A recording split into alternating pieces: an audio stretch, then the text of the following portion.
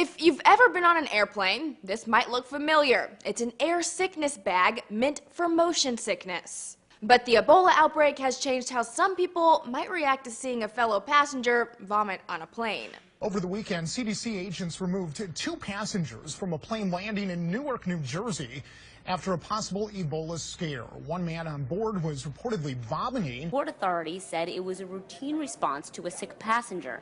But an airport official told CNN that authorities were taking precautions because of heightened concerns about Ebola. While authorities took the man and his daughter, whom he was traveling with, to a local hospital, other passengers were forced to wait on the plane with little information about what was going on.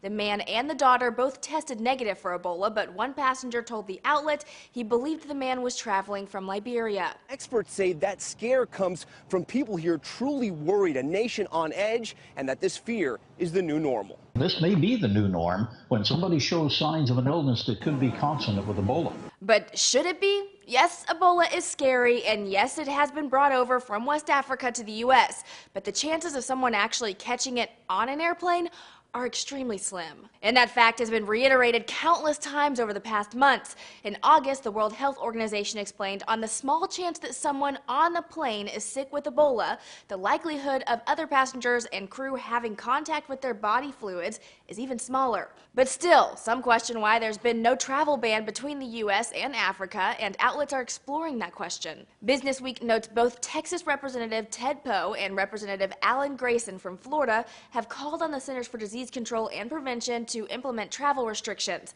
But Business Week dubs the White House's refusal to do so is the right thing to do.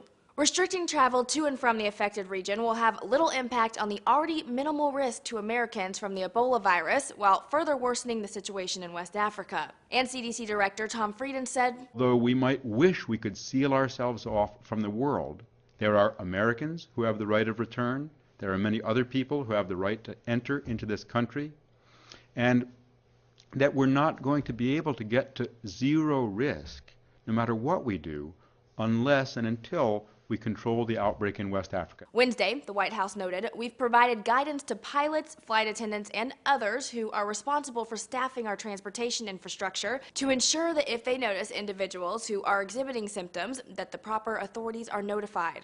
As of now, U.S. officials say there are no plans to implement travel restrictions. For Newsy, I'm Jasmine Bailey.